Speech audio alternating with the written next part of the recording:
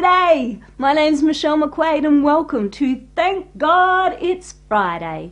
This week's question comes to us from Fiona, who writes, Michelle, I've been working hard to get ahead in my career by fixing the things my feedback says needs improving the most. But it just doesn't feel like I'm making any progress. Is there a better way to get ahead at work? Well, Fiona, I'm so glad you asked.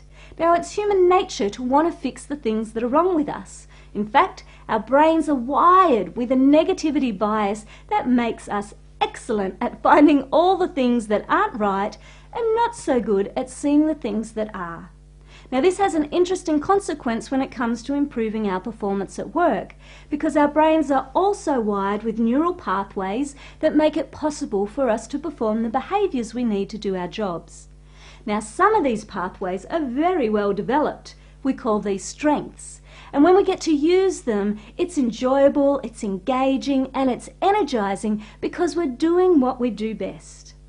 On the other hand, some of these pathways are not as well developed. They're a little on the puny side, and we call these weaknesses. And when we have to use these pathways, it tends to tire us out. It's not as enjoyable for us. It takes a lot of effort because our brain literally isn't wired to perform these behaviours. Now, when it comes to improving our performance at work, this leaves us with an interesting choice. We can either build on our strengths and get better and better at the things that we do well, or we can try to fix a weakness and build up those puny pathways to make them more efficient and effective as we perform our job. Now, before you make your choice, there's one more thing you should know.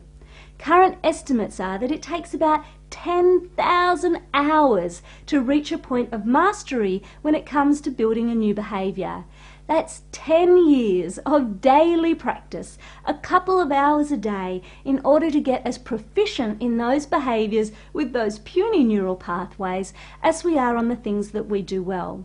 So as you can imagine, the return on investment in terms of your effort is strikingly different when it comes to fixing a weakness or building on a strength. Now, as the amazing Marie Forleo says, insight without action is absolutely useless. So for this week's Elevator Challenge, I want you to step it up. Head on over to viame.org and take the free strength survey to find out when you're at your best at work.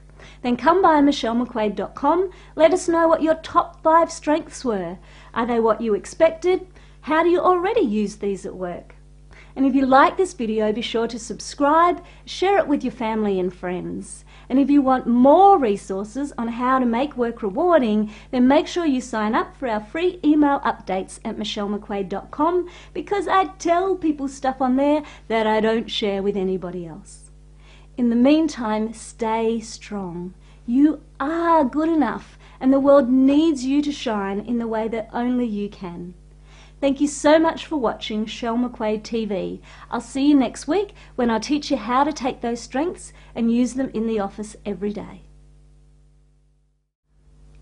G'day! My name's Michelle McQuaid and welcome to Thank God It's Friday. It will be Friday at this rate.